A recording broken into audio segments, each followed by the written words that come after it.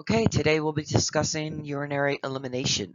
Describe the anatomy and physiology of the urinary system, identify variables that influence urination, assess urinary elimination using the appropriate interview questions and physical assessment skills, perform the following assessment techniques, measure urine output, collect urine specimens, determine the presence of select abnormal urine constituents, determine urine-specific gravity, assist with diagnostic tests and procedures, develop nursing diagnoses that correctly identify urinary problems amenable to the nursing therapy, demonstrate how to promote normal urination, facilitate use of the toilet, bedpan, urinal commode, perform catheterizations, and assist with urinary diversions.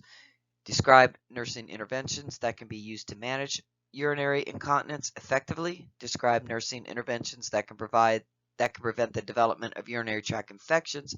Plan, implement, and evaluate nursing care related to selected nursing diagnoses associated with urinary problems.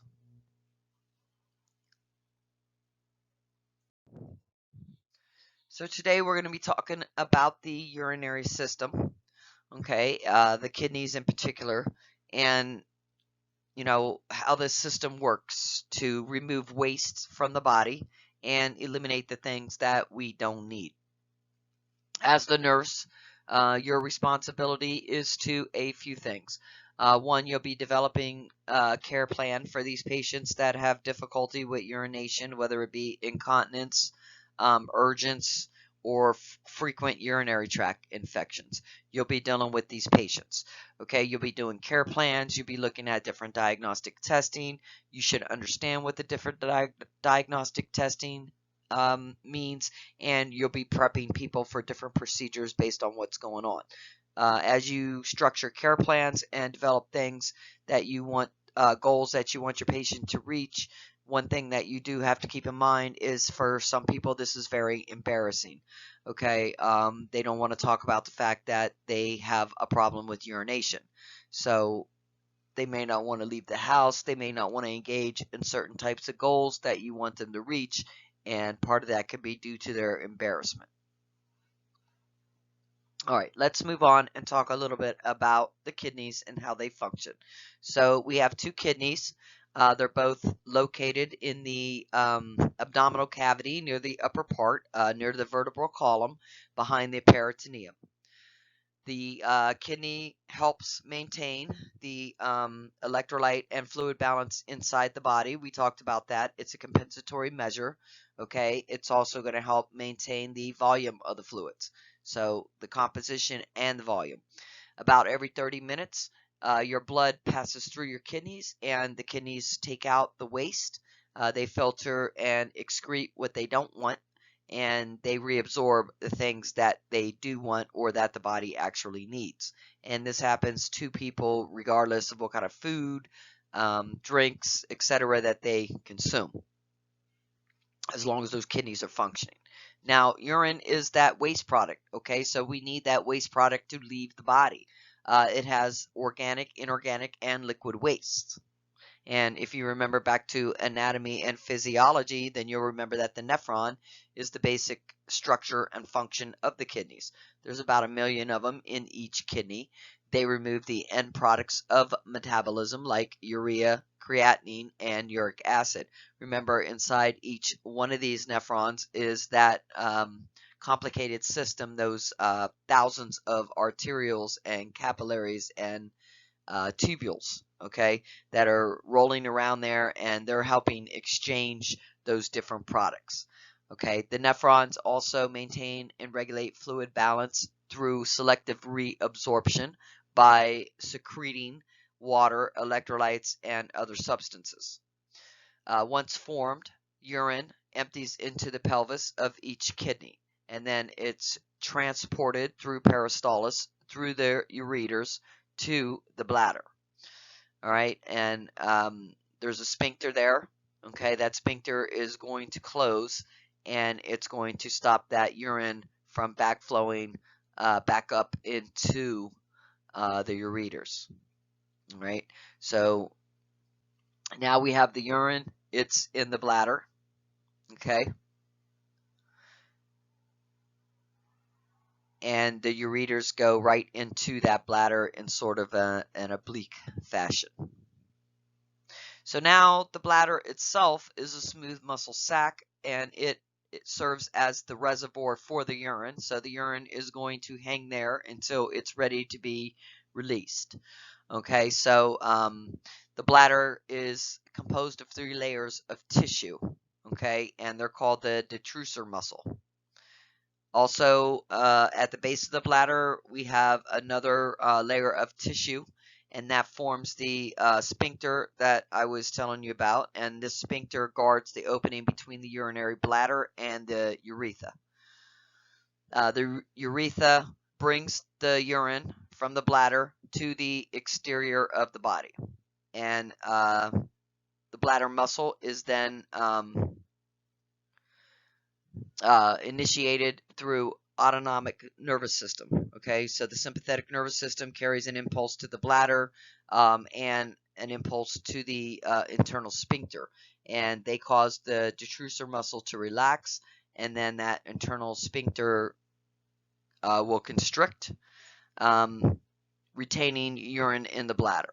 The parasympathetic system carries impulses to the bladder and to the internal sphincter, and these impulses cause the detrusor muscle to contract and the sphincter to relax. So inside the bladder, the pressure is low, and as the volume of urine increases, the pressure slightly increases. The bladder wall is able to adapt to the pressure because of the muscle tissue that's inside of it. So that makes it possible for urine to continue to enter the bladder from the ureters against the low pressure. When the pressure becomes enough to stimulate the nerves in the bladder wall, and this is done through receptors there, the person feels a desire to empty their bladder. Now, the urethra's function is to transport urine from the bladder to the exterior of the body, okay, and it differs in males and females. For the male, the urethra functions in the excretory system and the reproductive system, and it's about 5 to 6 inches long, and it has 3 parts: the prostatic, the membranous, and the cavernous.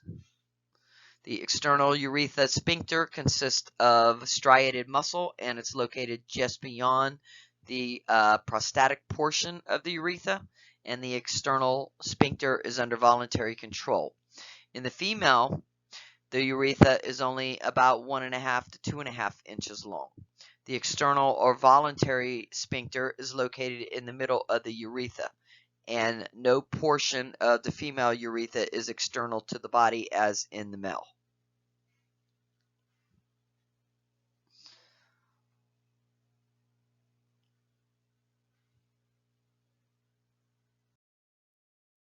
So this picture here is the one I was telling you about in the book. You can see the kidneys, and you can see the difference in the urethra. All right, you see the male's is very long. It goes all the way out to the tip of the penis, and for the female, hers goes right to the opening there of the vagina.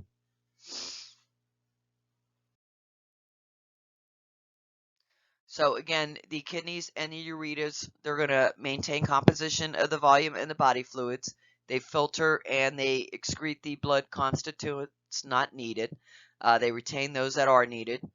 The urine is that waste product. Okay, the nephrons maintain and regulate the balance through selective reabsorption and secretion of water, electrolytes, and other substances, and then urine from the nephrons empties into the kidneys.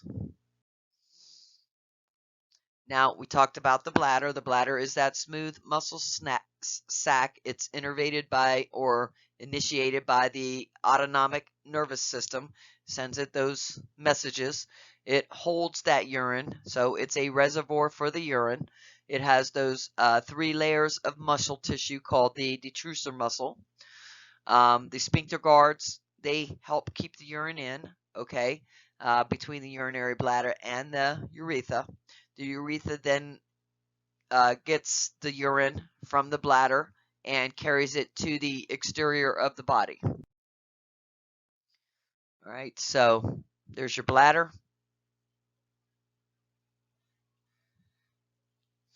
All right, so the nerve centers for urination are in the brain and in the spinal cord. Urinating or voiding itself is an involuntary reflex, but it can be controlled and learned. Okay, so the voluntary control of urination develops as the higher nerve centers start to develop after infancy. And until that time, voiding is just a reflex action. When people have injuries and their bladder is no longer controlled by the brain, okay, then they void by reflex only, and this is called autonomic bladder. All right, so the urethra is going to bring that urine from the bladder to the exterior. The male urethra functions in excretory and reproductive system, and no portion of the female urethra is external to the body. So the act of urination itself, okay, we have these stretch receptors in the bladder. They're stimulated as the urine collects. The person starts to feel a desire to void, usually when the bladder gets about 150 to 250 mLs. The pressure in the bladder is greater during urination than when the bladder is filling. Remember, I said that the bladder has that low pressure in it. When urination begins, the detrusor muscle detacks, the internal sphincter relaxes, and then urine enters the posterior urethra. The walls of the perineum and the external sphincter begin to relax. The muscle of the abdominal wall contracts. The diaphragm moves lower, and urination occurs.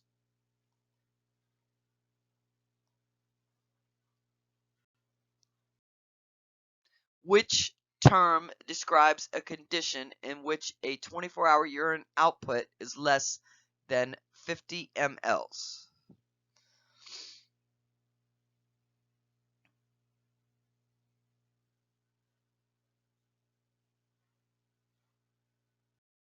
So that is anuria. Remember, an is without urine, okay, is synonymous with kidney shutdown or renal failure.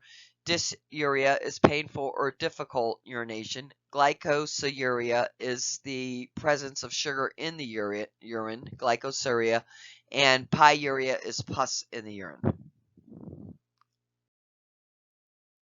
So a lot of things affect urination, and we're going to talk about those different things.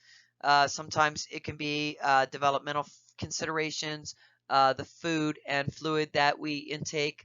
There are psychological variables, activity and muscle tone, pathological conditions, and medications.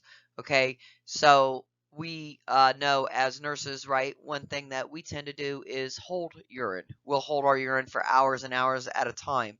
Okay, sometimes 8 or 12 hours just because you don't want to take the time to go to the bathroom. And, you know, different behaviors can also affect the way that we urinate or cause certain things to occur in the body. So we want to be conscientious of that because holding urine, for one, makes the urine old and it could put us at risk for urinary tract infections and other kidney diseases. So we need to be aware of that. Okay. So some other factors, developmental considerations. So with babies, when they're born, they don't have that voluntary control of urination and they generally can't concentrate the urine. This ability doesn't kick in until about 6 weeks old. So in the beginning, the urine's going to be really light and it's not going to have any odor. And then around 6 weeks in, the nephrons, they are able to start the reabsorption process and start concentrating the urine. And then as the child grows, the bladder is going to grow with them and their capacity to hold urine will also increase. Okay. Most children start to gain some sort of urinary control between the ages of 2 and 5. Daytime usually occurs before nighttime, and girls are generally a little bit quicker than boys.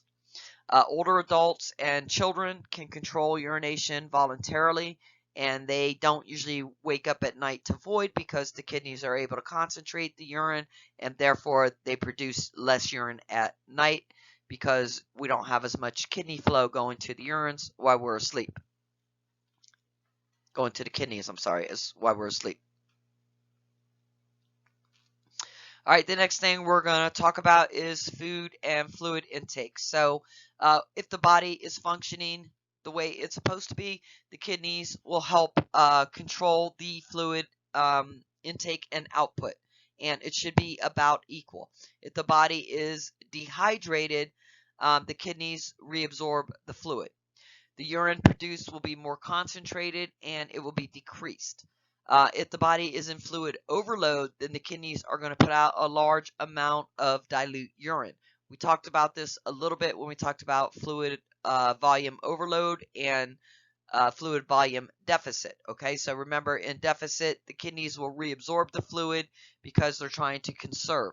All right, they're trying to conserve those that water and those electrolytes for the body. So it's going to reabsorb.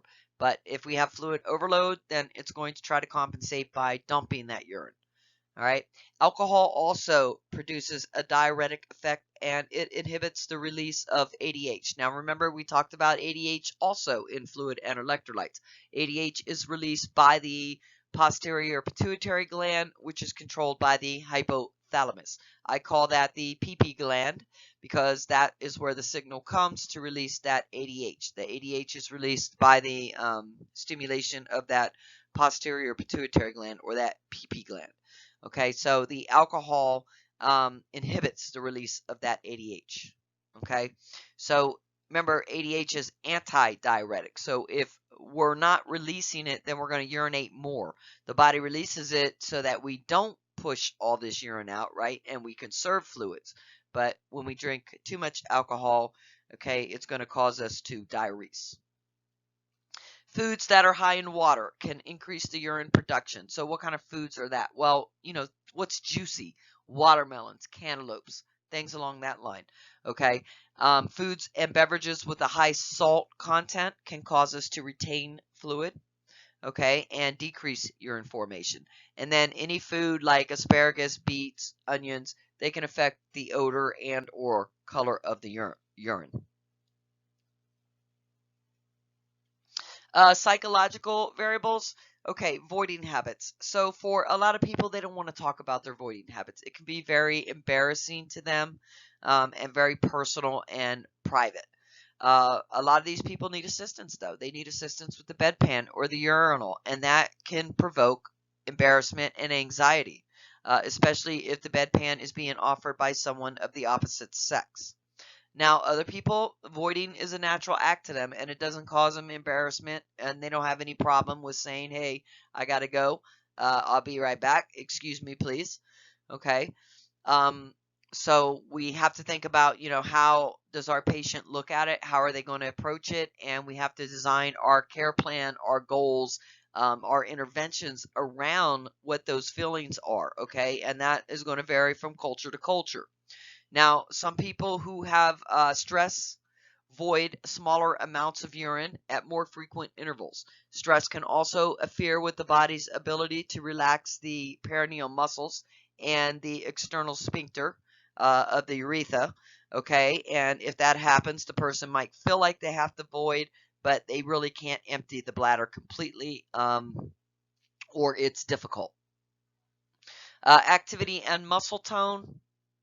So among the benefits of exercise are increased metabolism and optimal urine production and elimination. So when we are immobile for long periods of time, the tone of the sphincter and the bladder can reduce or become poor. And we can have poor urinary control, and that can lead to urinary stasis in the bladder. Again, urinary stasis has a growth risk for bacteria and puts the patient at risk for UTIs. People with indwelling catheters also can lose bladder tone because the muscle's not being stretched and the bladder is not filling with urine. Okay, so when muscles don't work or they're not being worked, it can cause a decrease in the tone and atrophy. And it can cause it to work poorly. Okay, so other causes of decreased muscle tone include childbearing and decreased estrogen levels that we see like in things like menopause or damage to muscles from some sort of trauma. And then pathologically, okay, certain renal or urological problems can affect the quantity and the quality of the urine. Kidney disease, urinary tract abnormalities, polycystic kidney disease, UTIs, kidney stones, hypertension, diabetes, gout, certain connective tissue disorders. These can all cause problems with the kidney. Kidney failure itself is where the kidneys do not remove the metabolic end products from the blood. They're not able to regulate the fluid, electrolyte, and pH balance. Sometimes this can be temporary, and we call it an acute kidney injury, where they have this sudden decline in kidney function. And it could be because of severe dehydration, some sort of shock, whether it be anaphylactic or sepsis, or some sort of obstruction in the ureters. All right, so chronic kidney disease is where we slowly lose the kidney function, and it happens over a long period of time, and it's not repairable. It's caused by conditions like diabetes, hypertension, and glomerulonephritis.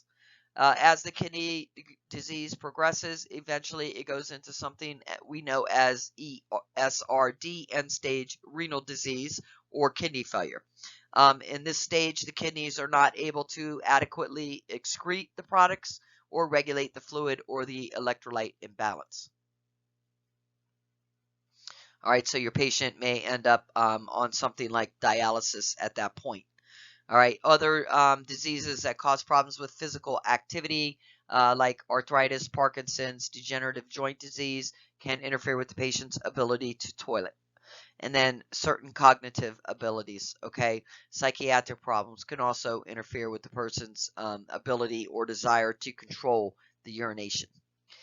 Fever and diaphoresis cause the body to conserve fluids. Okay, so urine production would be decreased and the urine is going to be more concentrated.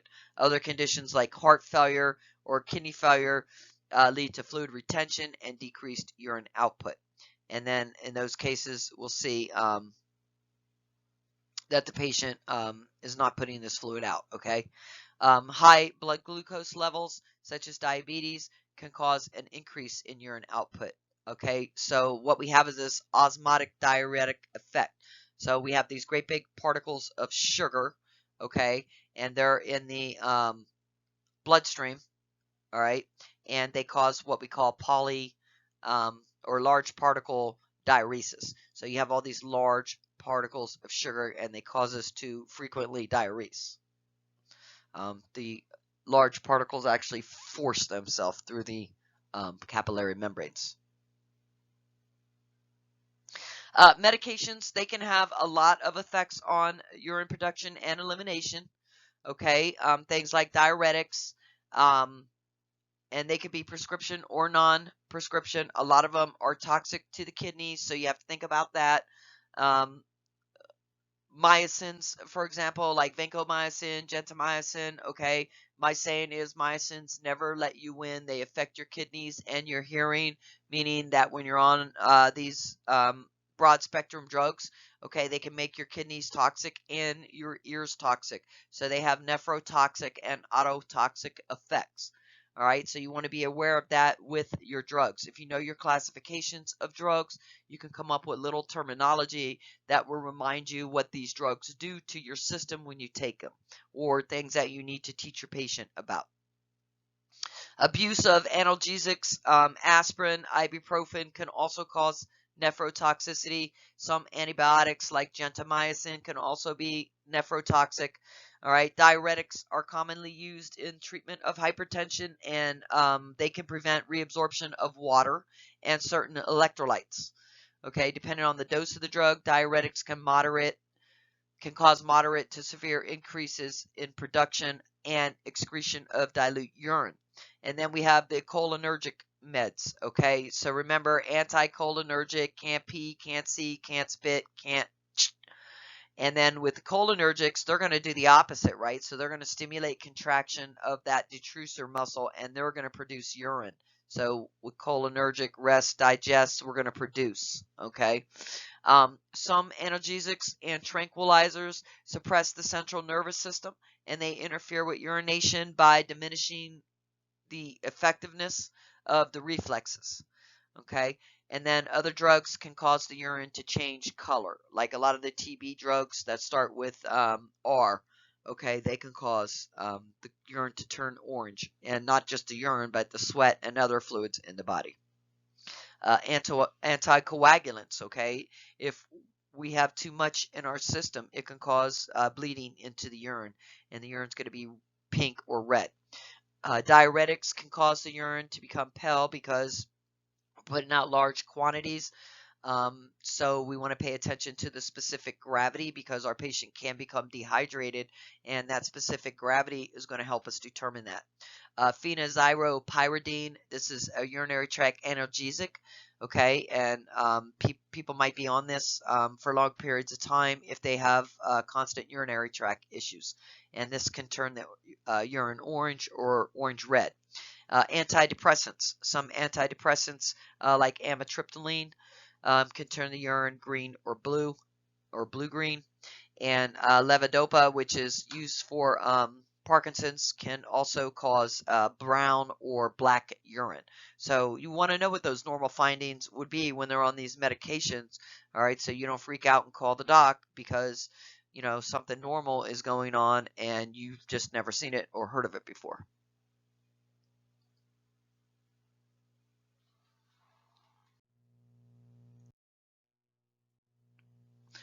All right, so we talked a little bit about this for toilet training.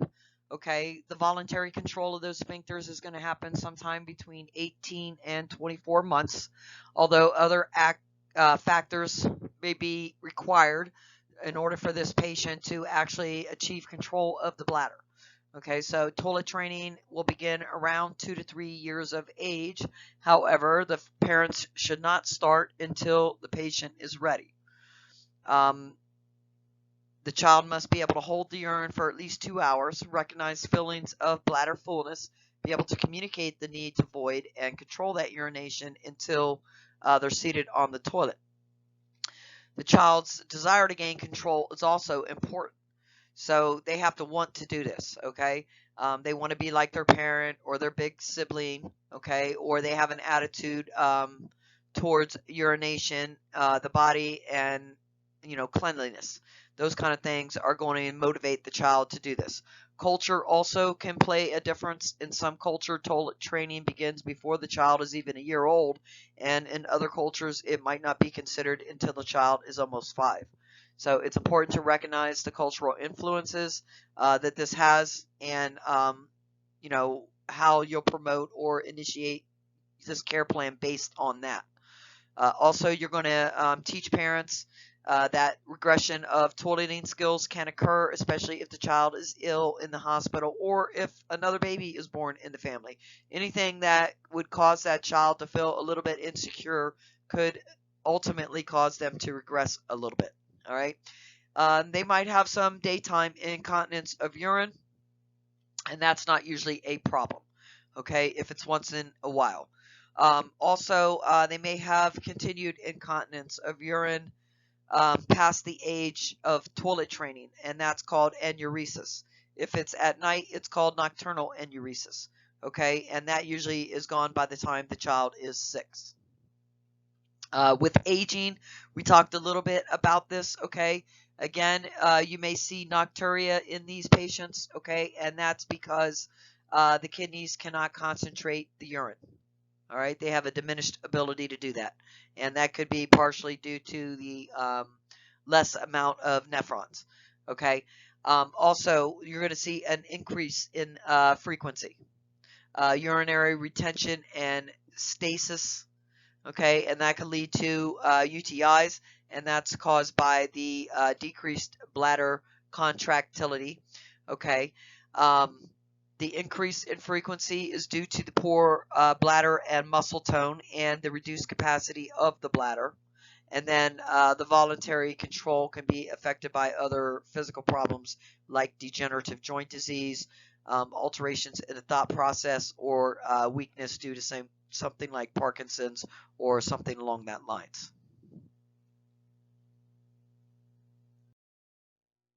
So is the following statement true or false? Diuretics cause increased urine production, resulting in the need for increased urination and possibly urge incontinence.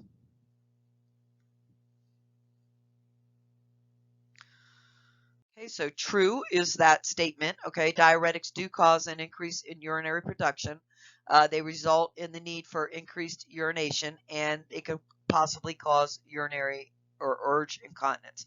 So you want to think about when you're given diuretics, how well are those kidneys functioning, number one. Two, am I monitoring that patient to make sure that they're not becoming dehydrated? Okay, because if they're putting out large amounts of urine, it's the urine concentrated, number one. And if it's not, what do we have to be careful of? All right, so those are the things that you want to think about with these patients.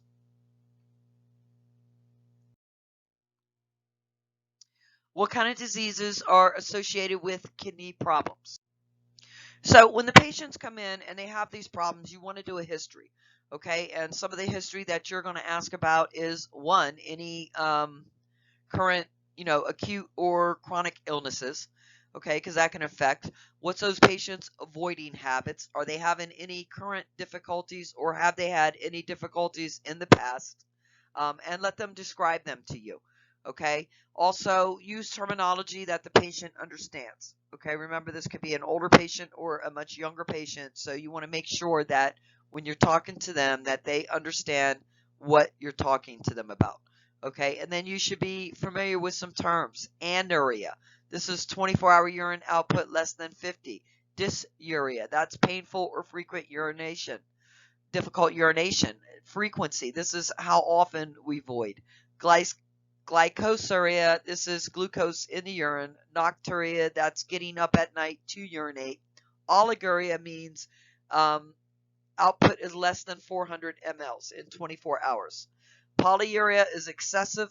Proteinuria means there's protein in the urea. Pyuria means there's pus in the urea. Urgency is the desire to void, that strong desire. And incontinence is involuntary loss of urine.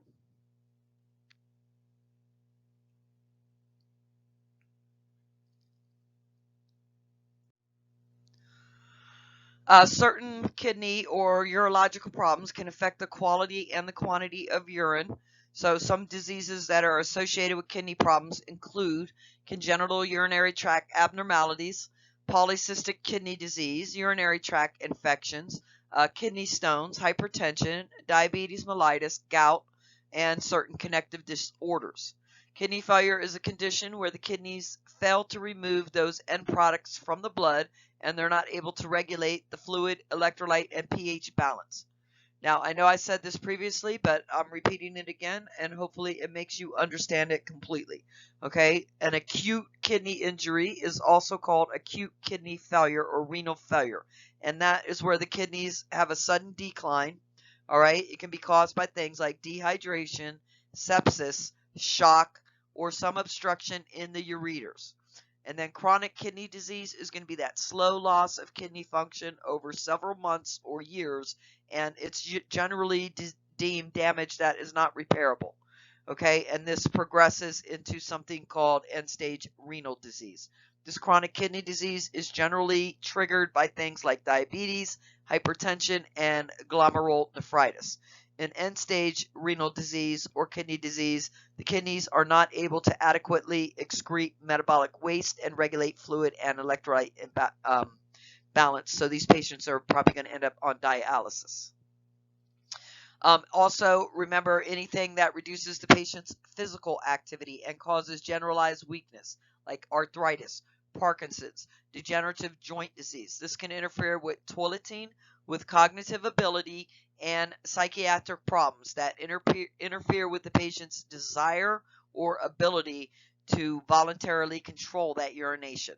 Other things that can affect it: fever, diaphoresis, okay, where urine production is going to be decreased or where the body is conserving fluid. So therefore, the urine production is decreased and the urine is going to be highly concentrated. Other issues, heart failure. Heart failure can cause fluid retention and decreased output. All right, renal failure can cause fluid retention and decreased urine output. SIADH, okay, we're putting out too much antidiuretic hormone. That can cause fluid retention. Diabetes insipidus, okay, that's going to cause us to put out too much urine. High blood glucose levels, too much urine, because we have these large particles of sugar, okay, and that causes us to do something called large particle diuresis, which is a type of osmotic diuresis. All right, we have these large particles, and it's going to be forced through those capillary membranes and out of the body.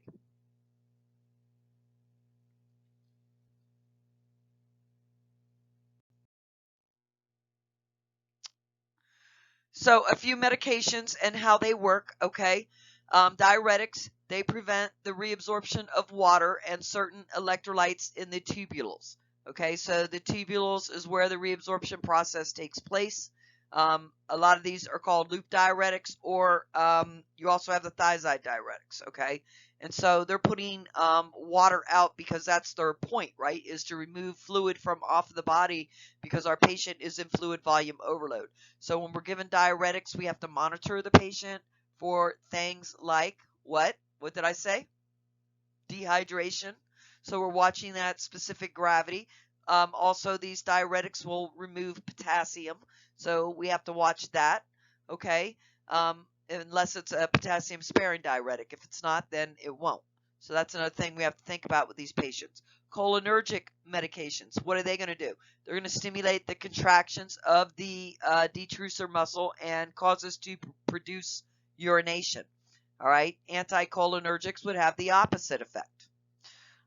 So if your patient's on anticholinergics, you have to be careful, right? Because if they have something like heart failure or kidney failure, you wouldn't want them to continue to retain fluids. But an anticholinergic is actually going to make them do that, right? Cholinergics medications cause us to put out urine. Analgesics and tranquilizers, these suppress the central nervous system and diminish the effects of the neural reflex. So our diminishes to urinate might be, our desire to urinate might be diminished.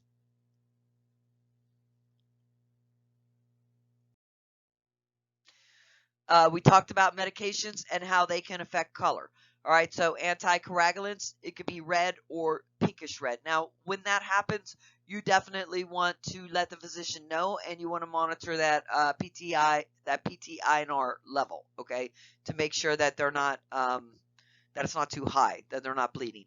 Okay, diuretics will make the urine pale and yellow. So the urine should be less concentrated, but more of it, because it forces the water out, but not necessarily the sodium. Pyridium, okay, this is orange to orange red urine, okay. So this is a drug that we give a lot of times for UTIs, people that have chronic UTIs. Antidepressants, amitriptyline, can be green or blue-green. I already talked about a couple of the TB meds like rifampin. They can turn all the body fluids orange or reddish-orange. Levodopa, brown or black urine. So these are normal, and you would want to be familiar with these normal findings.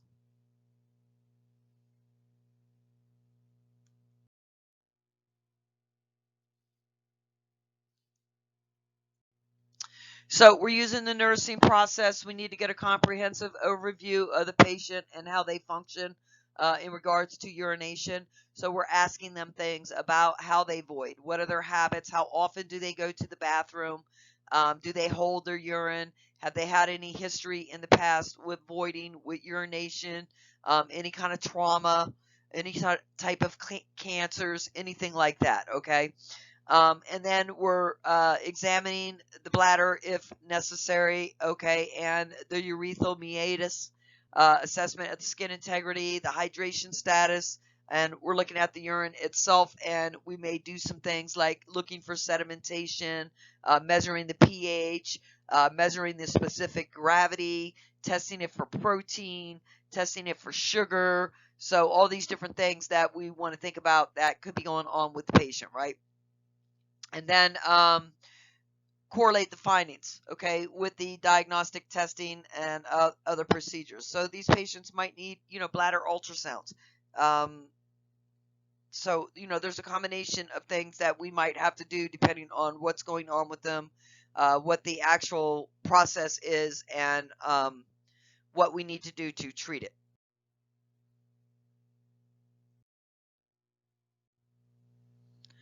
So things you might want to ask the patient is, how often do you urinate or pass water? Because they might understand it better than like that. All right. Do you ever get up at night to empty your bladder? Okay. And how would you describe how your urine looks? Like, what color is it? Does it have any unusual odors? Anything like that? How about any recent changes? Okay. Any changes in the amount of urination, how frequently you urinate, what's the force of the stream? Is there any difficulty or discomfort? Do they ever have any leakage when they cough or sneeze, or even when they're just trying to get to the bathroom? And do they ever have wet undergarments or clothes where they've noticed that they've leaked out? Also, what helps them? Is there anything that helps them when they need to get to the bathroom or when they need to have to urinate? Okay, and then problems from the past. Any urgency, pain, burning, difficulty? Does it start and stop? Is there any dribbling? Okay. Do they use any special absorbents or pads? And do they have any sort of urinary diversion? Okay, so do they have like something like an ileoconduit, or do they void normally? Are they chronic kidney disease? Anything like that that might be affecting their ability to urinate. And then what are their self-care behaviors? How do they engage in self-care? Are they able to handle themselves, or is there a problem? Now, a couple other things that you also might want to think about. Now, if we're looking at patterns of an infant, we want to count how many wet diapers a day the baby has. They should have about 6 to 8.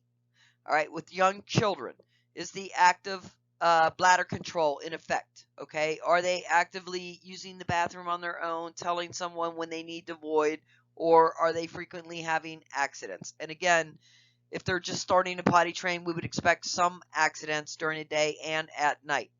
So you have to kind of look at the history, the age of the patient, cognitively, developmentally, all those things.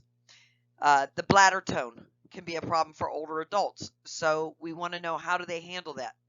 Okay, are they able to get to the bathroom on time? Is it putting them at risk for other safety issues like falling?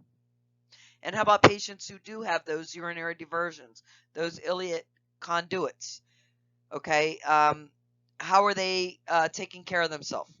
This urinary diversion involves a surgical creation of an alternate route to get rid of that urine. Has the patient coped with that? Do they do their own care? Are they accepting that? Okay. Are they following the guidelines? Are they not putting themselves at risk for infection or other issues? And do they have a certain care plan in place? Do they require any special routines, equipment, or supplies?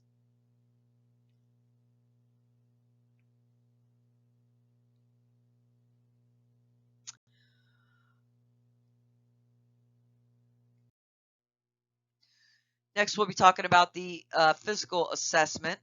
Okay, so as the nurse, you may do some, general assessment of the kidneys besides the interview process and all that. Palpating the kidneys themselves requires deep palpation, so that's generally done by an advanced practice nurse or the physician. All right, and then you'll look at the bladder.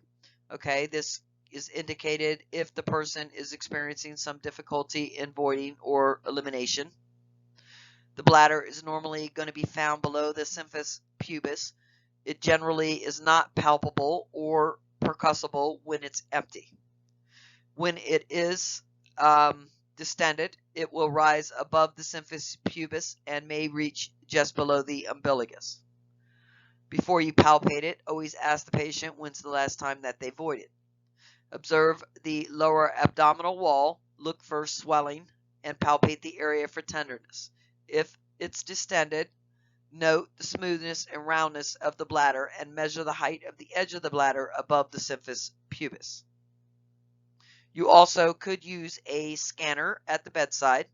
All right, this helps us look at the fullness of the bladder. It's an ultrasound device, and it can calculate the urine volume that's currently in the bladder. It's non-invasive and it's painless. Okay, so there's no threat of infection, and it's a safer alternative to catheterization.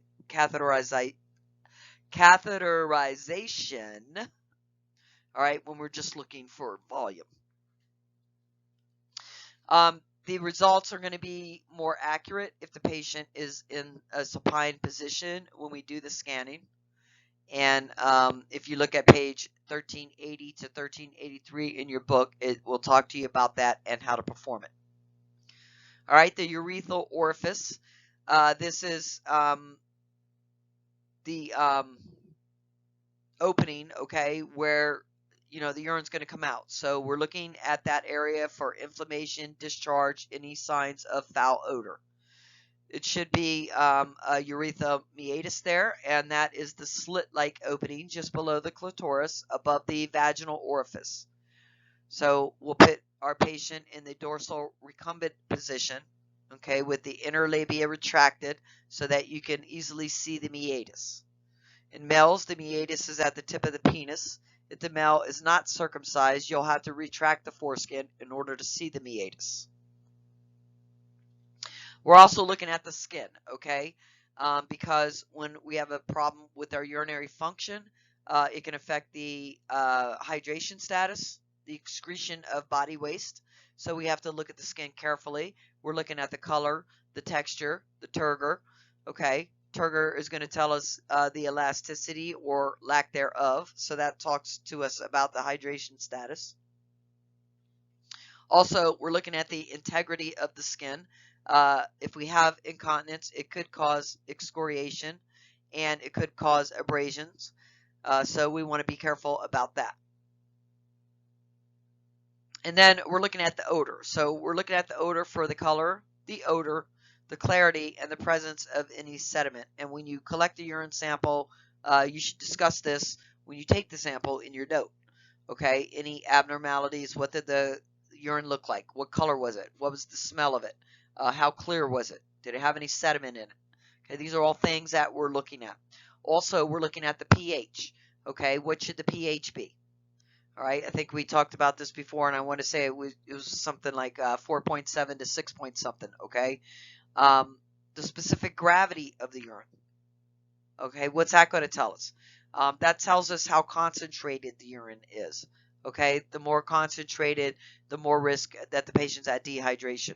The less concentrated, we'll see in things like fluid volume overload, where they're putting out large amounts of urine, diabetes insipidus, because they're just putting out water more than they are sodium or other electrolytes. So maybe it's not going to be as concentrated. We're checking the urine for things like blood, protein, glucose. So protein, we would check for proteinuria. Blood, is going to give the color of red or pink, or sometimes even a reddish like iced tea color.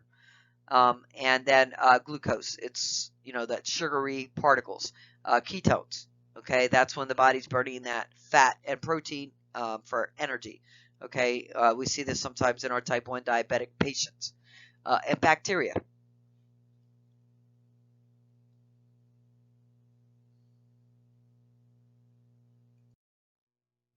Tell whether the following statement is true or false. Normal, fresh urine has an ammonia odor.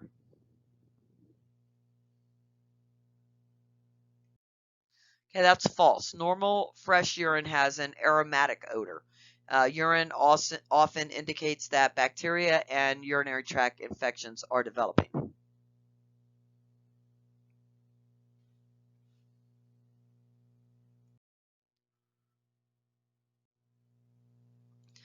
We need to measure our patient's fluid intake and urine output, and anything else that we can measure. So anything coming into the body that is liquid at room temperature, we are counting as a liquid, and that's IV fluids, pudding, juice, ice cream, Jello. Okay, those are all liquid at room temperature. And then output. Okay, so we're looking at anything they put out that we are able to measure. Also, the measurement of fluid intake and output is described in chapter 40, which we went through, and you can see a little bit more about it in there. Okay, when you handle urine, you are required to wear gloves. That's to prevent exposure to certain germs or blood that might be present in the urine. All right, and also if there's a concern that the urine might splash, you should also have goggles on. Measuring urine intake and output can be delegated to a UAP, but the nurse is responsible to ensure that they understand how to measure it and what the required procedure is. And then you have to validate the accuracy of the measurement yourself. All right, you want to put that urine into a calibrated container, and then you sit it on a flat surface and read it at eye level. All right, note the amount of urine voided and record it on the appropriate form, and then you'll discard the urine in the toilet unless you need a specimen. If the specimen is required, then you're going to put it in the appropriate container. All right, so let me just go back to the pH again. The normal pH on this page, 1350, in your book says 5 to 6, okay? But it could have a range anywhere from 4.5 to 8, when it's out. Okay, color. So that fresh urine void should be pale, yellow, straw-colored, or amber. If it's darker than normal, it's concentrated. If it's lighter than normal, it's diluted. And then remember that certain drugs can alter the color and some foods can alter the smell. So normal urine is going to have an aromatic smell. If it stands, it develops an ammonia odor. Okay, and ammonia can indicate some sort of infection or bacteria. Okay, remember foods can change the odor.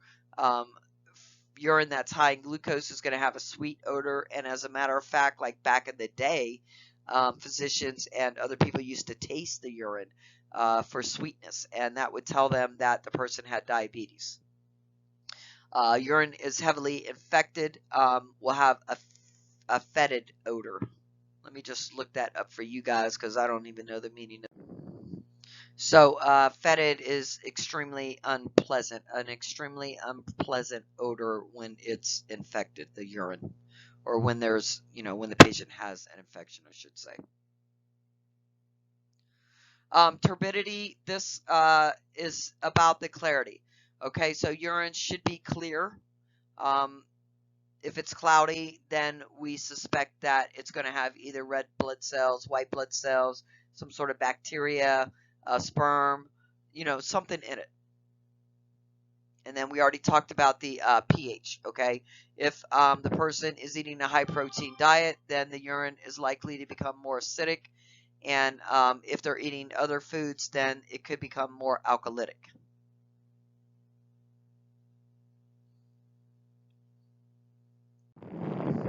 Specific gravity measures the density of the chemicals and particles in the urine, and it also measures the ability of the kidneys to concentrate urine. Normal is 1.015 to 1.025. The more concentrated the urine is, the higher the specific gravity. Okay, the more diluted, the lower the specific gravity. And in the absence of kidney disease, high specific gravity usually indicates dehydration, and low specific gravity usually indicates overhydration. This is when the person does not have a kidney disease. Okay, constituents. When we talk about constituents in the urine, okay, we talk about things like urea, uric acid, creatinine, and And then we have inorganic constituents. Those are things like ammonia, sodium, chloride, and abnormal constituents. Those would be things like urine, blood, pus, albumin, glucose, ketone, those kind of things. Bacteria.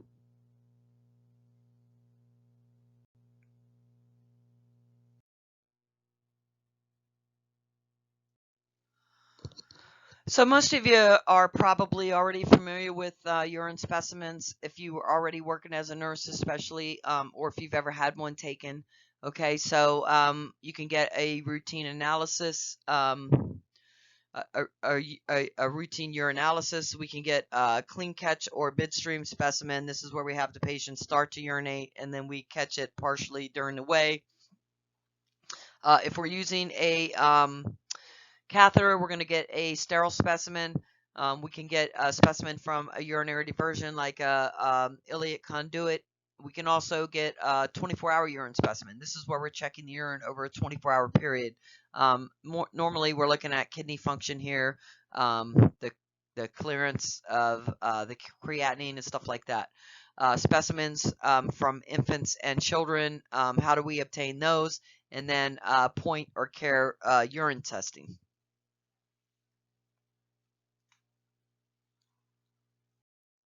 So if we're doing a routine UA, a sterile specimen is not required. All right, we're going to have that patient void into either a bedpan, a urinal, or some container. We'll be careful not to contaminate it with the feces. And if the woman is menstruating, we want to make sure that we put that on the lab slip, okay, because it can show up in the urine. If the patient is voiding into a bedpan or a collection device, we want to make sure we tell them not to put toilet paper in it, okay? And then we want to make sure that we're using aseptic technique and putting the urine into the appropriate container, and then we'll label it. We don't leave it standing at room temperature for a long period of time before we send it to the lab. If the specimen is not processed or refrigerated within 1 hour, all right, it can start to change the appearance and the composition of the urine. If we're doing that clean catch, okay, remember that we're checking that, or we're collecting that midstream. All right, so the patient voids, they discard a small amount of the urine, and then they continue to void into a sterile container until they collect enough into the container. All right, and once they got enough into the container, then we remove the container and they'll continue to void, and then the last amount of that urine in the bladder is discarded. So the first small amount of urine helps flush out any organisms that are near the meatus, and that could cause the findings to be inaccurate. Okay, so in general, it's thought that urine voided at midstream is most characteristic of the urine that the body is producing. A clean catch is actually considered a sterile specimen.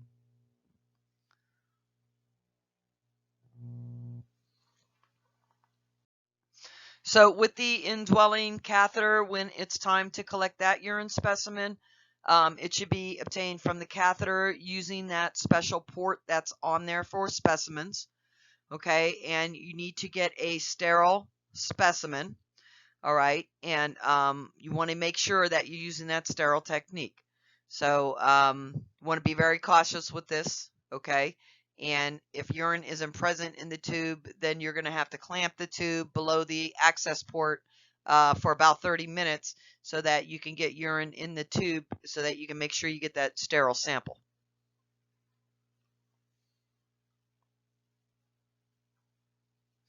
If you're collecting it from a urinary diversion, okay, clean urine specimens can be obtained by putting the appliance into a clean container and getting the analysis that way.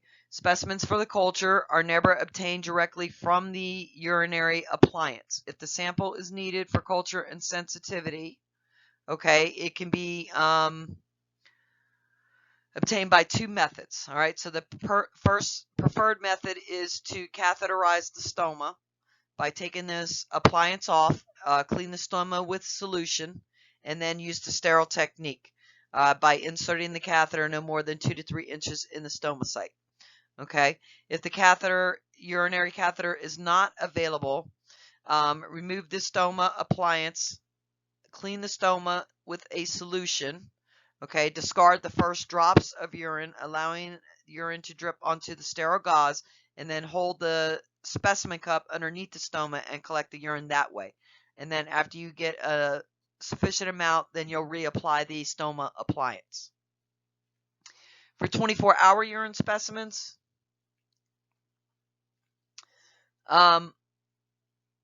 usually we'll have a sign on the patient's door as a reminder, because we don't want somebody to go in there and discard the urine. Normally the urine is kept on ice, okay, so they'll have a special cooler or a special refrigerator that they'll keep the container in. All right, and you're gonna discard the first urine of the day. All right, so once the person has collected all that urine at the end of the 24 hours, then that urine goes to the lab.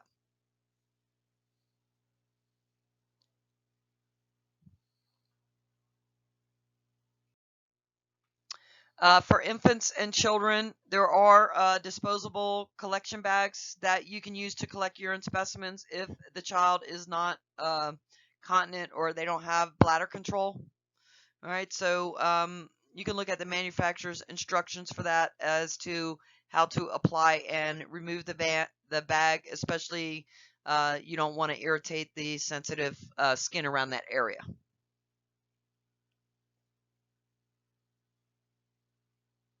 And then point of care urine testing. This is where the nurse performs tests to detect abnormal constituents in the urine. So we talked about those constituents being things like, electrolytes, blood, pus, different things like that that we wouldn't expect to see. So glucose, protein, bilirubin, bacteria, blood. The results of the test are then put onto the patient's record. They have commercial diagnostic test kits available for these types of testing, and you can get results from them right away.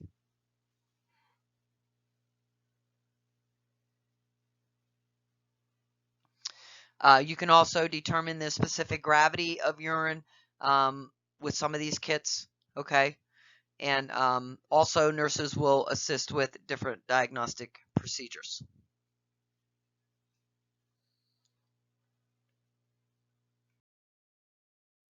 Tell whether the following statement is true or false. A urine specimen from a patient with an indwelling catheter should be obtained from the collection receptacle.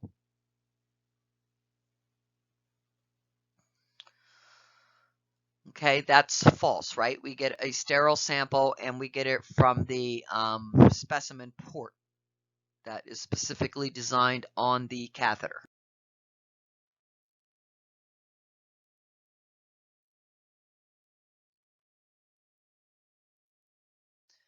Okay, so these are just some different devices that we use for collecting and measuring. In the top corner, you see the bed pans.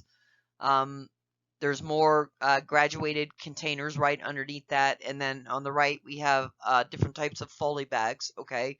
The one at the top is a full bag that probably holds about 1,000 mLs, and it has the graduated container built into it. Below are also leg bags, okay?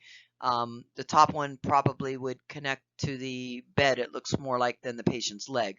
The one on the left is just a regular leg bag, and that really should never exceed more than 500 cc's, although they can hold up to 1,000. And the one on the right, the white one, which is bigger and rounder, again, that can hold quite a bit of urine. It's just a bigger, fuller bag.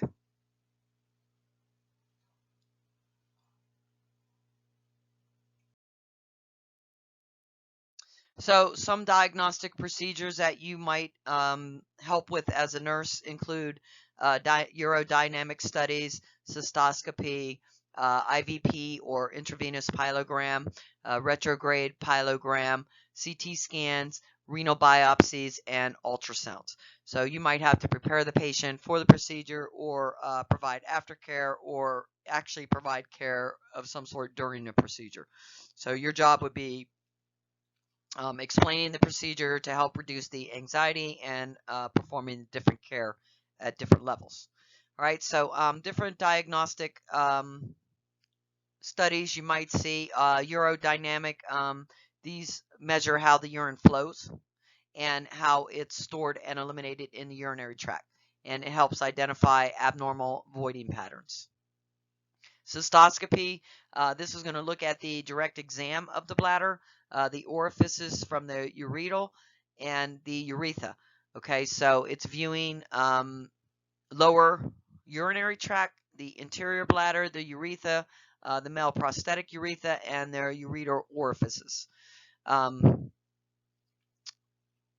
IVP, or intravenous pyelogram, this looks at the kidney, okay, and the urethra, and how well that those are working, and it's used to help diagnose both kidney and urinary tract dysfunction. The retrograde pyelogram, this is radiography and endoscopy of the kidneys and the ureters, and it's going to look at the renal pelvis, okay, and it's looking at, kidney function and pelvic function.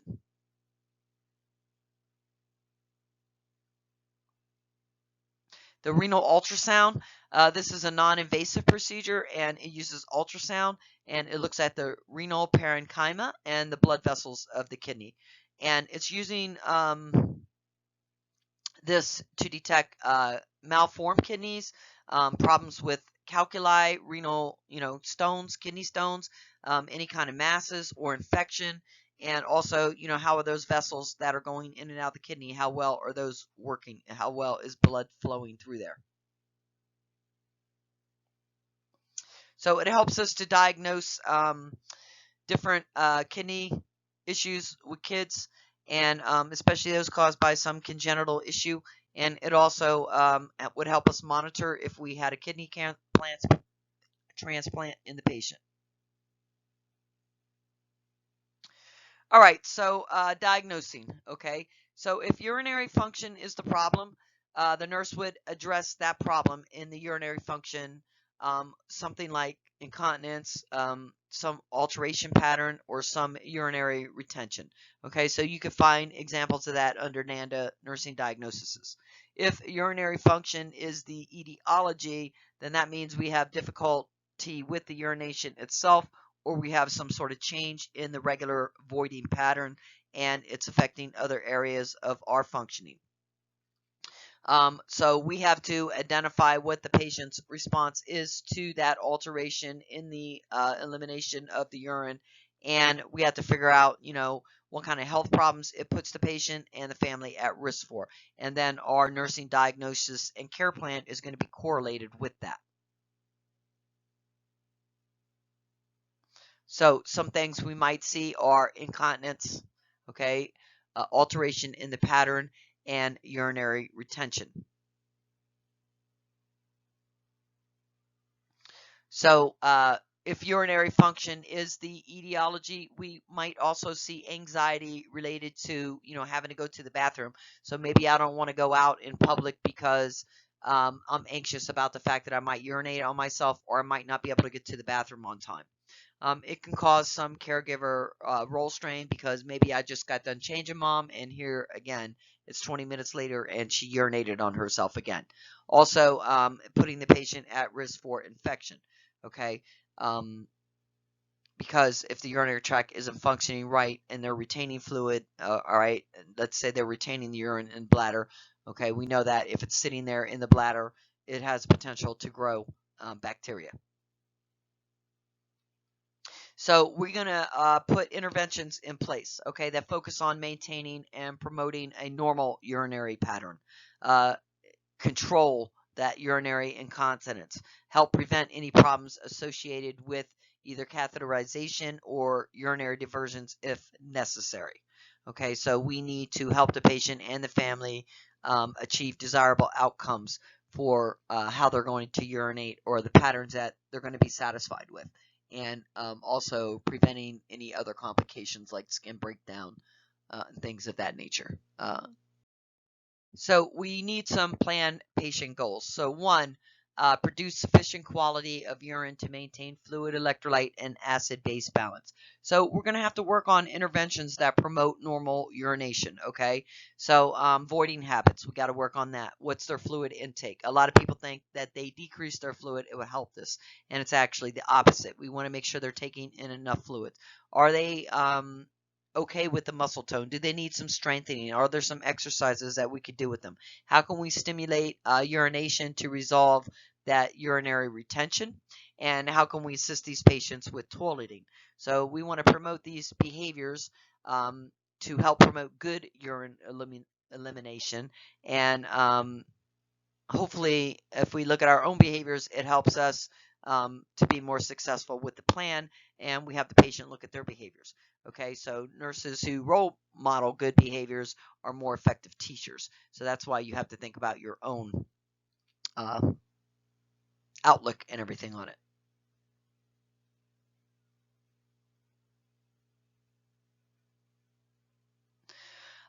So for avoiding habits, to maintain avoiding habits that are adequate, we have to teach the patient, okay?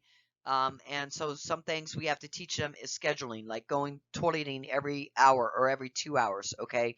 Because if they don't have a consistent pattern, it could interrupt the natural process of the body.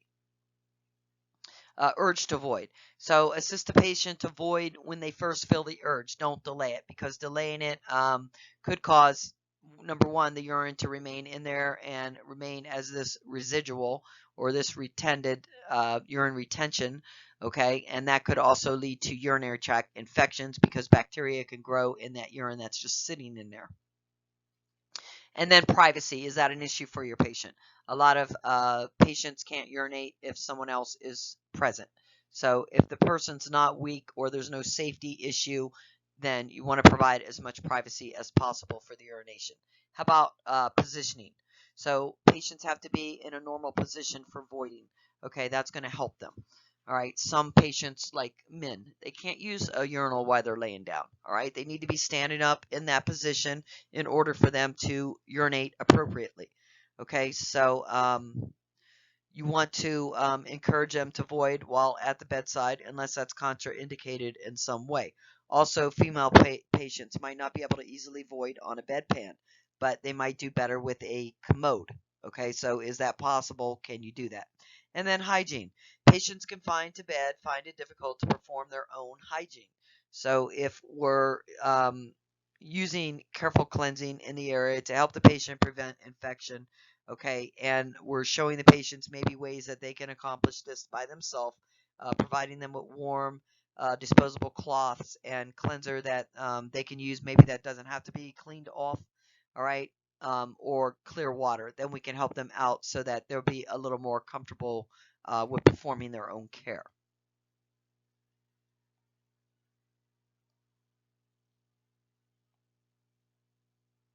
And then giving people the opportunity to wash their hands after they toilet. Okay, this is going to prevent transmission of germs.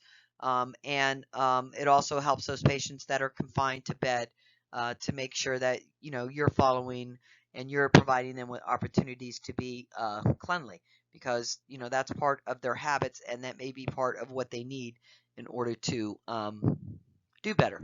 Okay. Other things. Many people think that if they drink less fluid, okay, that it will promote more or better optimal functioning, and that's really not true. Okay. Anybody without some issue that causes them to restrict fluids should drink anywhere between 2,000 and 2,400 mLs of fluid a day. All right. So some people believe, and it's a common misperception, that that much fluid would cause water retention and contribute to weight gain. All right. But if the kidneys are functioning the way they're supposed to be, that's not going to happen, because the kidneys are going to selectively remove what we don't need and put back what we do need, because that's what they do when they're working. Also, with elderly, what do you have to think about? What kind of beverages do they like to drink? Okay, so they like to drink a lot of things that diurese them, like coffee and alcohol. okay, and they're not big on water. So these patients are at higher risk, again, for dehydration because of the things that they like to drink. So we have to try to encourage them to drink some other types of fluids. And then we have to think about, is our patient capable of drinking on their own developmentally? Do they have the mindset to do that? Okay, if they're dementia or if they're a small child or if they have some other health issues, it may not stimulate their thirst process. Okay, so are we encouraging and making sure that we're getting patients to take that fluid in the way we should be?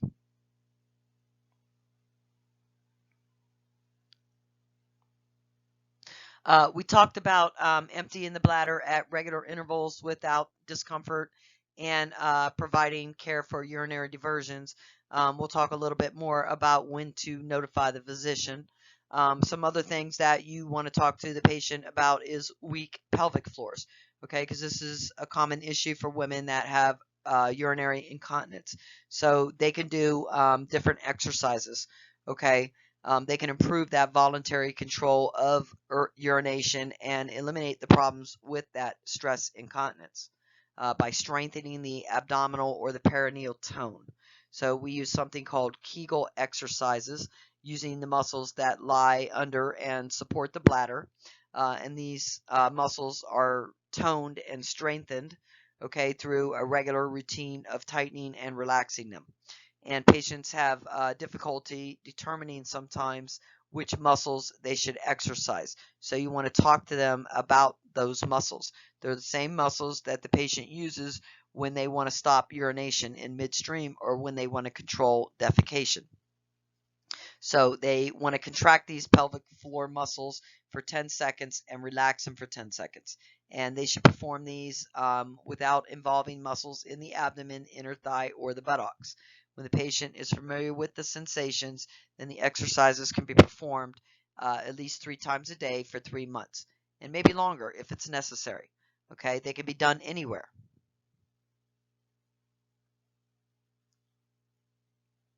It can also be accomplished by using something called vaginal weights, where the person inserts a small weighted cone into the vagina, and then they contract the pelvic musculature to prevent the cone from falling out.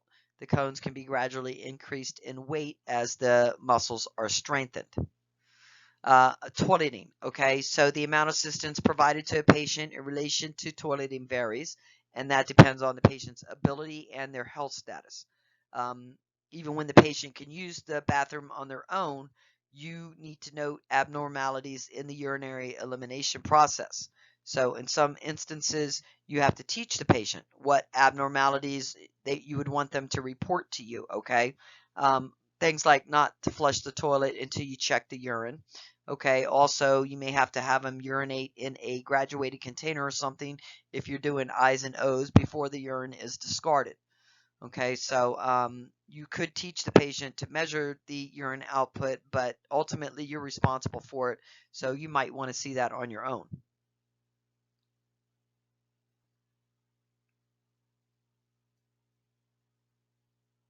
Also, if the patient is weakened or in a weakened state, okay, is there any danger of them falling?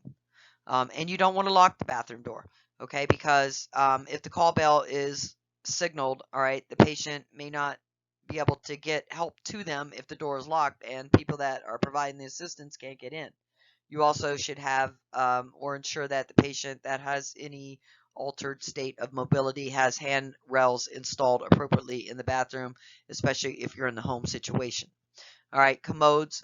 These are chairs. They can be put at the bedside. They have a bucket there, and they're easy to use for people who can get out of the bed but maybe can't get to the toilet. All right, so it could be pushed right next to the bed, and the patient can be assisted to it with minimal exertion. If the patient has a roommate or visitors, they might be asked to leave the room while the patient is on the commode. So you always want to pull the curtain in the room and close the door for privacy. Bedpans and urinals are usually used just for those patients that are confined to the bed. Okay, and remember that patients can find it embarrassing and difficult to use the bedpan or the urinal So we want to make sure that we're maintaining the patient's privacy, and if there's an issue, that we're addressing it. They also have a special bedpan for fractures, and it's used for people that have a fracture of the femur or the low spine. It's smaller and flatter than a regular bedpan for people that can't raise themselves up. It also might be easier for someone who's really thin or older to use this type of a bedpan.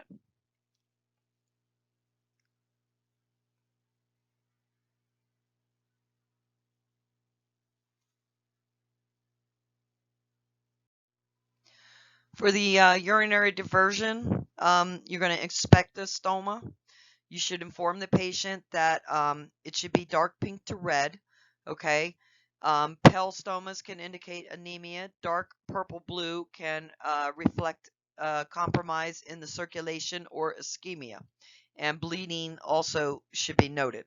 Okay. Also, the size of the stoma, okay, which usually stabilizes in 6 to 8 weeks. But if it's edematous or swollen, you would want to let the physician know if it's past that 6 weeks. Okay. Also, the skin around the stoma should be kept clean and dry. Any outbreak or erosion around the skin, okay, we want to report. And then measure the fluid intake and output. It should be equal. Okay, if the patient is retaining or reporting out more fluid, that should be reported. The patient should be kept free of odors, and the patient should have some mucus in the urine, okay, because that is what's going to happen when we have this urinary diversion. So it's normal to see some mucus in the urine.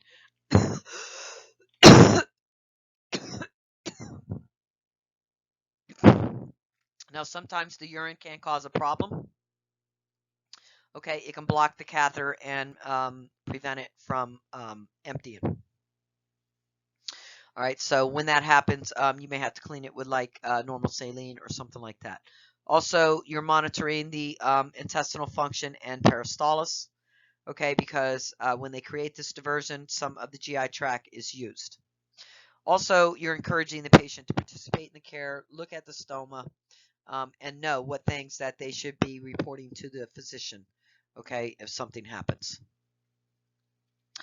You're going to develop a plan to modify factors that contribute to both current and future urinary problems, and you're going to be collecting any data on your patient regarding unhealthy urinary habits.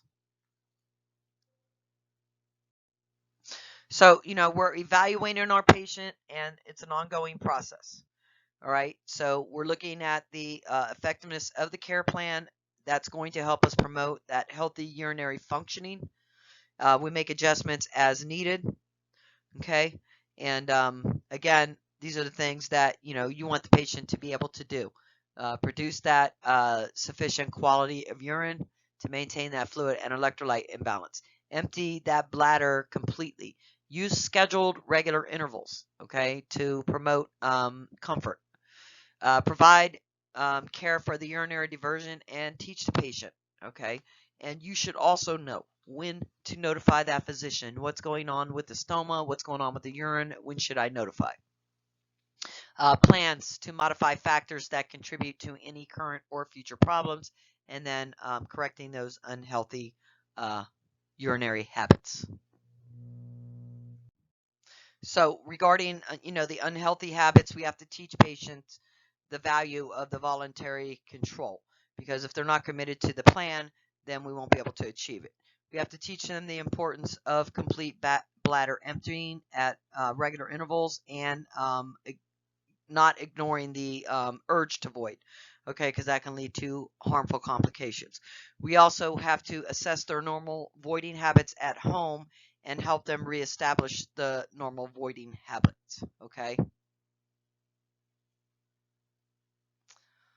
Those kind of things are going to help the patient break those bad habits and hopefully get them back on track.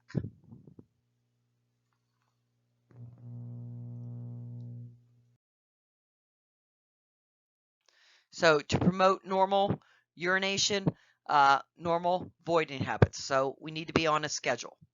promoting that fluid intake. So unless there's some contraindication, we want them to anywhere from 2 to 3 liters a day.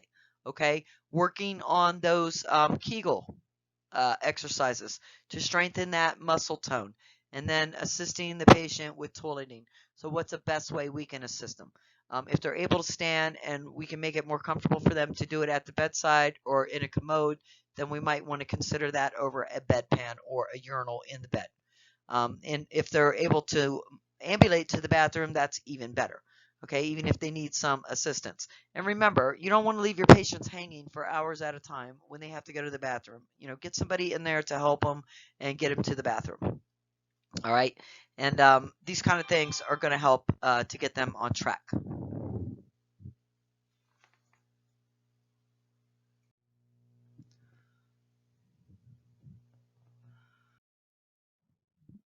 Again, we're helping them maintain those normal voiding habits by putting them on a schedule, teaching them to void at this first sense of urgency, providing the amount of appropriate privacy, putting them in a position that's comfortable, and providing proper hygiene.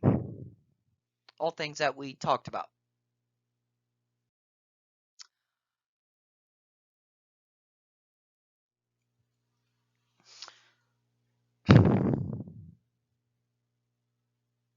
Urinary tract infections are the second most common type of infection, okay, and they can lead to systemic infections, especially in the elderly, like sepsis. Okay, so women are the most vulnerable because of that urethra being shorter. Remember, it's only 1.5 to 2.5 inches long, where the males is about 4 to 6 inches long. Okay, so we have closer proximity to the vagina and the rectum. UTIs can also affect both the upper urinary tract, involve the kidneys, the ureters, and the lower urinary tract. All right, they can also involve the bladder and their urethra. E. coli is the most common bacteria found in the urine, and it's also a common one for the GI tract. Okay, so what kind of risk factors put someone at a greater risk for a UTI?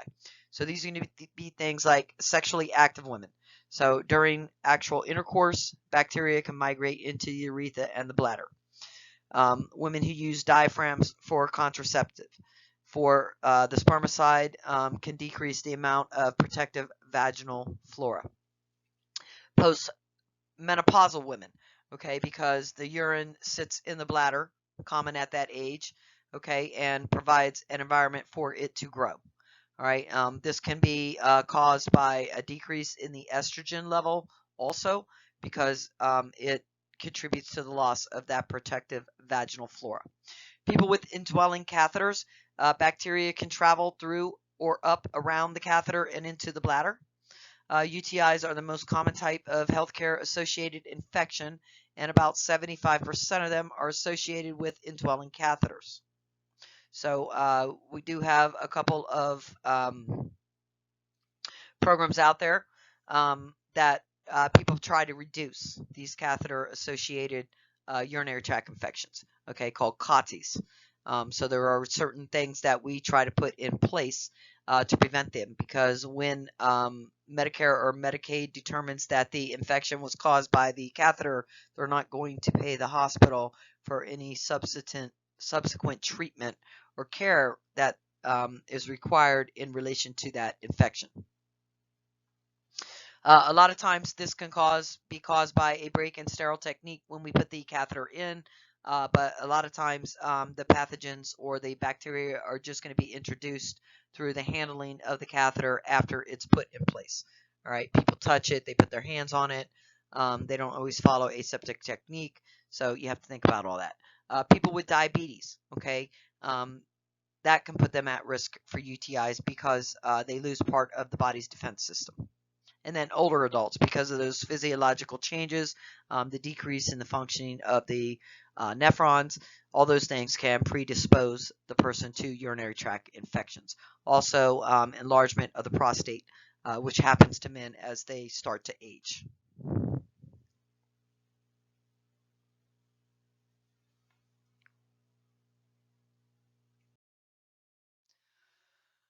Why do we catheterize people? So let's talk about some of the indications for that. So we're catheterizing someone. We're putting this tube into the bladder, and the reason is because we need to get urine out. All right, so remember that this catheter-associated urinary tract infection is the most common health care acquired infection, and the best way to avoid it is to not put a catheter in unless it's absolutely necessary.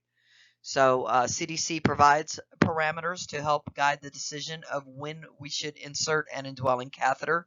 When it's necessary, we have to use strict aseptic technique, and it should only be left in place as long as absolutely needed. So some common reasons why we do it are urinary retention. Okay, this can be temporary, and it can be common after surgery, especially if we're working in the lower abdominal area, the pelvic, the bladder, or the urethra. And especially if ambulation is delayed for any reason, or fluids are restricted, or we use some sort of epidural analgesia. Okay, bladder obstruction. Okay, so the outlet itself is obstructed because of some mechanical reason, like swelling. That can occur after childbirth, or the patient may have an enlarged prostate. We might need to get a sterile specimen, and maybe the patient isn't stable enough to voluntarily void. So that would be an indication. We need to accurately measure all the urinary output of our critically ill patient. Okay, we want to make sure that it's extremely accurate, so we're going to use a catheter in order to help measure the INO. We may use it to help heal some sort of sacral or perineal wound if our patient is not continent. We may use it to empty the bladder before, after, or during certain surgical procedures and before certain diagnostic examinations. We may use it to improve comfort for end-of-life care, or for patients who have prolonged immobility issues, especially if they're unstable at the thoracic or lumbar area, or they have multiple traumatic injuries.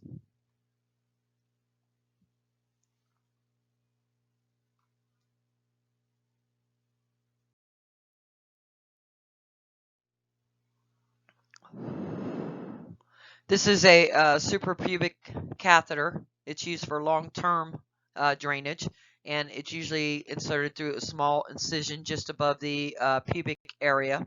It helps divert the urine from the urethra when there is injury, either in the stricture, some sort of prostatic obstruction, or some sort of gynecological or abdominal surgery is compromising that flow through the actual urethra.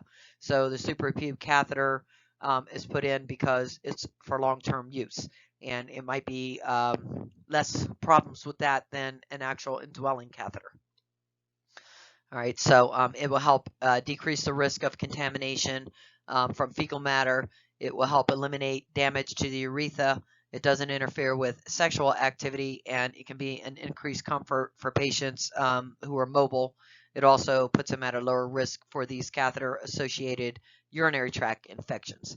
So the tube is secured with sutures or tape, and you basically put the catheter in and out the same way as you would a urinary catheter. You're just going in and out through the stoma for the SP tube.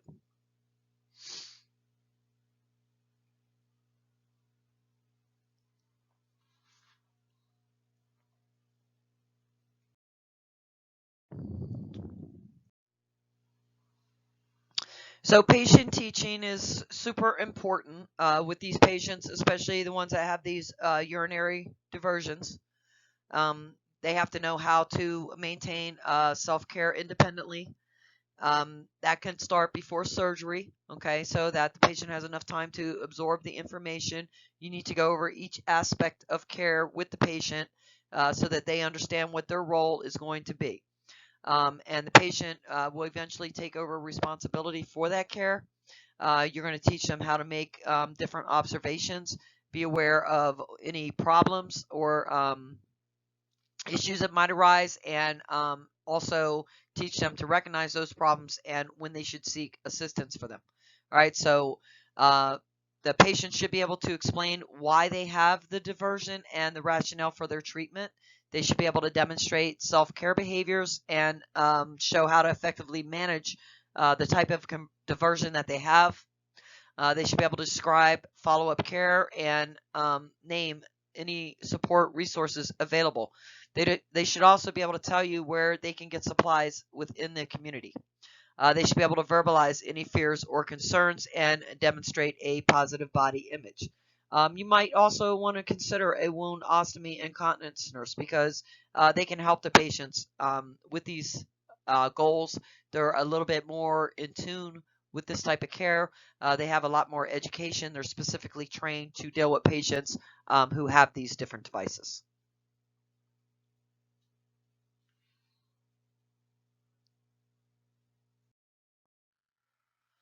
This would be where they would put an ileoconduit.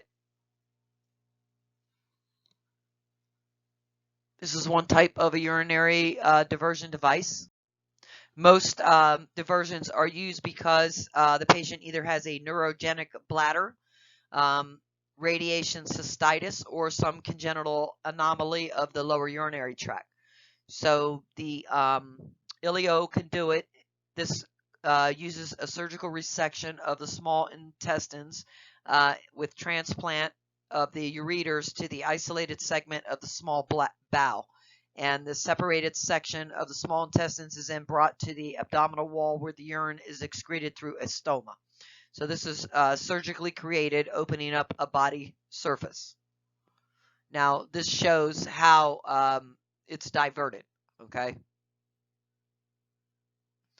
There is another type of diversion. It's called a cutaneous urostomy.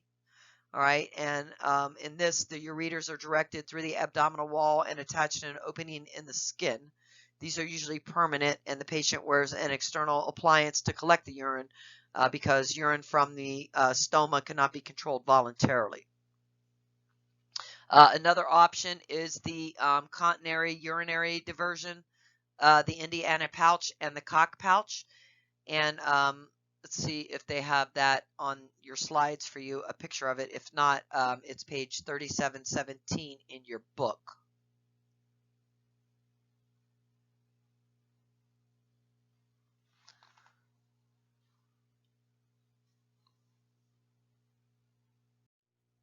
So it doesn't look like they have this as part of your slides. So again, just go to the page number I recommended in the book and you can see a look at that. All right, types of urinary incontinence. So there's several different types. Transient incontinence, that appears suddenly. It'll last for about 6 months. It's usually caused by treatable factors. So things like confusion, secondary to acute illness or infection, or a result of some sort of medical treatment like the use of diuretics or IV administration. All right, stress incontinence. This is when there's an involuntary loss of urine, and that could be from something like an increase in pressure, coughing, sneezing, or other physical activities. Childbirth, menopause, obesity, straining from constipation can also cause urine loss. Urge incontinence. This is the overflow, okay, or involuntary loss of urine that occurs soon after a feeling of the urgent need to flow or void. So these patients experience a loss of urine before they even get to the toilet. And then we have mixed incontinence. This is where there's urine loss along with 2 other types of incontinence. Overflow, this is chronic retention of urine, okay, and then you involuntarily use that urine because the bladder is overdistended, and so it starts to overflow. The signal to empty the bladder may be underactive or absence, and this could be the effect of some kind of drugs, fecal impaction, or some kind of neurological issue. But the bladder fills and then it starts to dribble because it's overfull. Functional incontinence, this is urine loss caused by the body's or the patient's inability, to reach the toilet. and this can be because of environmental factors. All right, so either they physically can't, or they have some sort of issue cognitively, like a loss of memory, or they're confused or disoriented. Reflex incontinence, this is emptying of the bladder without the sensation of the need to void. Spinal cord injuries can lead to this type of incontinence. Total incontinence, this is continuous and unpredictable loss of urine, and it usually results from surgery or trauma or some physical issue. Urination is not controlled because of an anatomic problem. Urinary incontinence itself is treatable. Interventions can significantly reduce the symptoms of urinary incontinence and prevent its occurrence.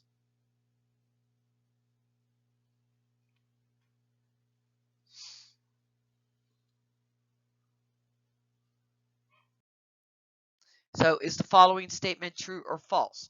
There are no interventions effective for preventing urinary incontinence. All right, that's false, right? There are interventions that are effective to help reduce or prevent urinary incontinence. Factors to consider when your patient is using absorbent products, okay? So there's a lot of types of disposable products available, all right? And these include perineal pads or liners, protective underwear, guards, drip collection pouches, adult briefs. And if they're not used properly, they can cause dermatitis, okay, skin breakdown. So you want to be careful, all right? So when you're selecting the products, especially for long-term use, it's not recommended until certain factors have been considered and discussed with the physician.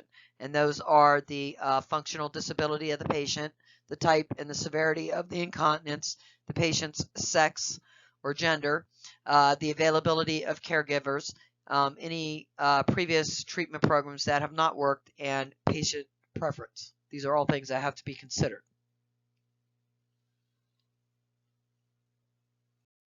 So if the patient wears these pads too long, if it has prolonged contact with the skin, with urine or feces especially, it can cause moisture skin damage known as incontinence-associated dermatitis. Also, these patients can have redness or erythema, maceration, which is too much fluid breaking the skin down, denuding, and inflammation. Incontinence can also cause excessive moisture, and that can contribute to pressure injuries.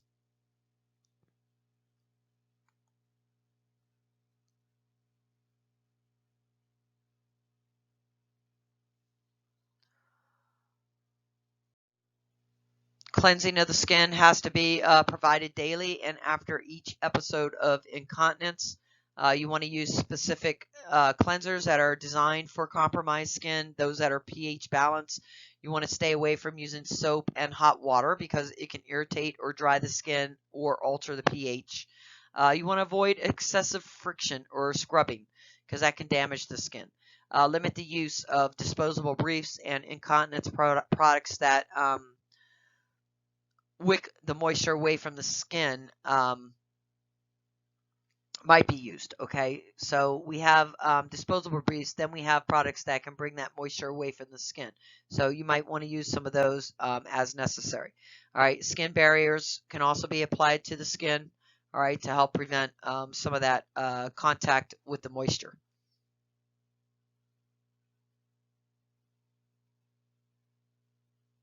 So nursing care also has to be considerate of everything about that patient. What are their preferences?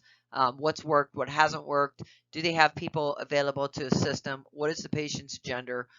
What is the type and the severity of the incontinence? And is the patient able to assist, or do they have some functional issues? All right, that concludes this video on urinary or kidney function.